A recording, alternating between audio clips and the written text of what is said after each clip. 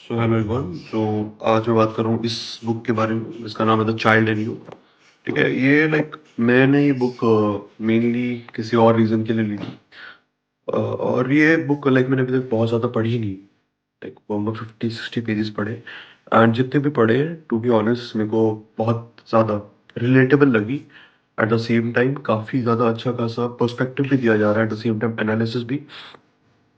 और it is mainly अगर इस बुक के बारे में बताऊँ तो फिर इट इज़ मेनली अबाउट कि आपके अंदर जो एक चाइल्ड सेल्फ होती है, फिर आपका सबकॉन्शियस माइंड कह लो या फिर अनकॉन्शियस माइंड कह लो, जो कि मेनली आपकी एथिकल, मॉरल और फीलिंग्स वाली जो पूरा सेक्शन है आपका, आपकी पर्सनैलिटी का, आपकी इंडिविजुअलिटी का, उससे ये डिफाइन करती है। या फिर वो सारे एक्शंस कहाँ से आ रहे हैं, क्यों आ रहे हैं, आपके चाइल्डहुड में क्या-क्या चीज़ें होती हैं जो आपको इम्पैक्ट करती है आपकी एडल्टहुड की लाइफ में। काफ़ी सारे एग्ज़ाम्पल्स, काफ़ी सारी सिचुएशंस, काफ़ी सारी चीज़ें बताई गई है इसमें। एंड आई वुड से कि अगर आपको लगता है कि यार why I act in this way, तो आपको ये वाली बुक पढ़नी चाहिए। है ना? तो चाइल्ड इन यू करके।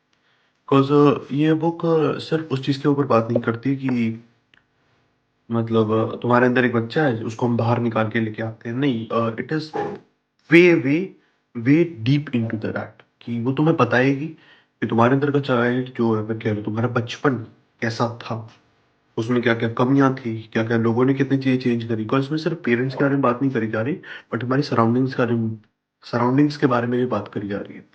कि हमारे पेरेंट्स के एक्शंस तो हमें बहुत ज़्यादा इफ़ेक्ट करते ही हैं मेजॉरिटी, बट हमारे पीयर्स, हमारे फ्रेंड्स, हमारे टीचर्स, हमारे गार्डियंस के मेनली, वो सारे के एक्शंस भी और हम कैसे इस दुनिया को पर्सीव कर रहे हैं, उससे ही फ़र्क पड़ता है। बट इस बुक में मेनली पेरेंट्स का रोल को ही दिखाया गया है। इसमें 2 डिफरेंट बच्चों को लिया, एक को कह दिया शैडो चाइल्ड, एक को कह दिया सन चाइल्ड। शैडो चाइल्ड मतलब जो बच्चे ने अपनी लाइफ़ में नेगेटिव चीज़ें ज़्यादा सही है अपने बचपन में, और सनशाइन जिसमें ज़्यादातर पॉजिटिव चीज़ है, पॉजिटिव रीइंफोर्समेंट उसको ज़्यादातर अच्छी चीज़ों के लिए मिला है उसके लिए।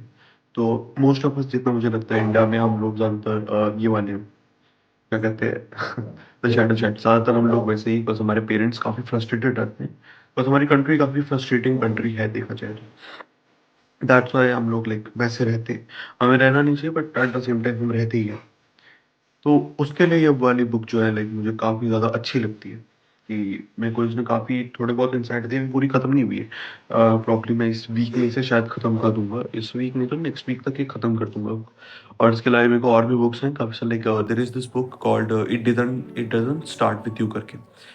उस बुक का मेनली क्रक्स ये रहता है कि वो एक्सप्लेन करेगी आपको कि चाइल्डहुड ट्रॉमा तो नहीं, फैमिली या फिर जनरेशनल ट्रॉमा कैसे काम करता है, और ये सब स्टार्ट कहाँ से होता है, इसको ब्रेक कैसे करना है, हीलिंग मेथड्स एंड ऑल वगैरह। और मेरे को ये सब इसलिए करना है for my own good, and साथ में मुझे इस चीज़ में इंटरेस्ट भी है पढ़ना कि एक्चुअल में ये सारी चीज़ें कहाँ-कहाँ इम्पैक्ट कर रही होती है। मेरी लाइफ को कितना इम्पैक्ट कर रहा है, ताकि मैं और ज़्यादा उस चीज़ के ऊपर ना रैशनल रह सकूँ और एनालिटिकल डिसीजंस बनाऊँ जो कि सही हो, रादर देन बीइंग कि पहले जैसा था अब नहीं हूँ वैसा एंड ऑल वगैरह।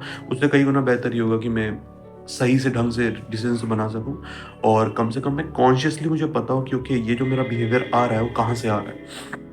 क्योंकि हमें से ज़्यादातर को नहीं पता होता कि हमारा ये पर्टिकुलर बिहेवियर कहाँ से आ रहा है। बट मेरे को चलो इसके कारण थोड़ा बहुत पता चलता जाता है, क्योंकि ये वाला बिहेवियर मेरा यहाँ से ट्रिगर हो रहा है, दैट्स व्हाई मैं ऐसे एक्ट कर रहा हूँ, ताकि मैं अपने आप को कॉन्शियसली उस समय रोक दूँ उस बिहेवियर को। मान लो किसी ने कोई एक वर्ड बोला जिससे मैं ट्रिगर हो गया, है ना, एंड मैं उसके ऊपर खामखा चिल्ला रहा हूँ, बहुत गुस्सा कर रहा हूँ उस पर। तो ये बुक हो गई या फिर और भी बुक्स हो गई या फिर इन जनरल वैसी नॉलेजेस मेरे को हेल्प करेंगी कि मैं एटलीस्ट वो सेम चीज़ ना करूँ। नेक्स्ट टाइम मेरे को किसी ने ऐसा ट्रिगर वर्ड बोला तो मेरे दिमाग में क्लिक हो कि अरे हाँ, ये मेरा ट्रिगर वर्ड है, एंड इससे ये चीज़ ट्रिगर होती है, और मैं कॉन्शियसली उस चीज़ को सप्रेस कर सकूँ उस समय के लिए, ताकि मैं दूसरे को उस चीज़ के लिए परेशान ना करूँ। बाद में मैं चीज़ों को और ढंग से समझ के और अपने ऊपर काम करके उस चीज़ को टोटली हील कर लूँगा। बट राइट नाउ मैं वो चीज़ें नहीं कर सकता हूँ। तो द बेस्ट मेथड जो कि मैं भी यूज़ कर सकता हूँ वो है सप्रेशन।